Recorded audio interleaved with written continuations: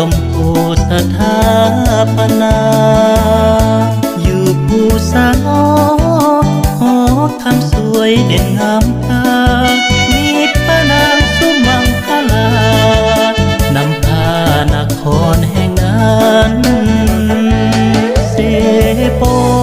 นดินแดนสุดสวยงามยิ่งมีทุกสิ่งสมบูรณ์ดังแดนสวรรค์ผู้ใดไปเห็นมีเวนแสนชื่นสุขสันต์มีน้ำเส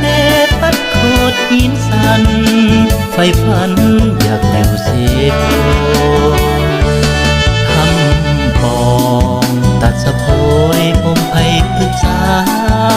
ก่อนนี้สงครามเข็มฆ่าหาวีย่ำยีปีปนบ้านแตกสลายนิยายไปทุกแห่งหนอาทินที่เคยสุขล้น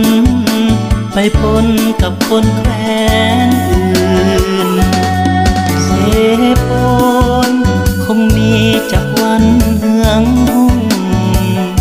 ข้ายังหมายมุ่งสร้างสาเวลากับคืนข้าจำใจนี้ไปลีด้วยจิตคมคื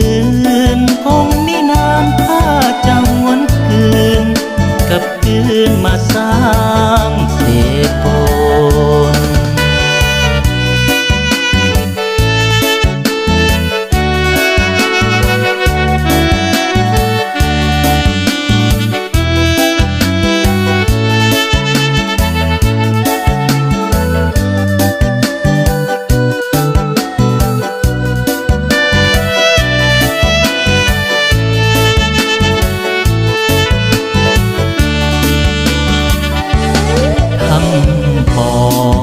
ตัดสะโพ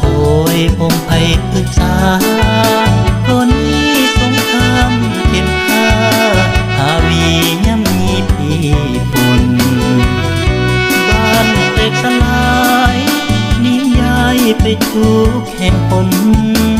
อาทินที่เคยสุขล้นไปปนกับคนแคว้นอื่นเสพนคงมีจากวันเฮืองหุ่ง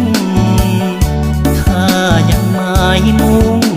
สร้างสาเวลากับคืนข้าจำใจนี้ไปลีด้วยจิตคมคืน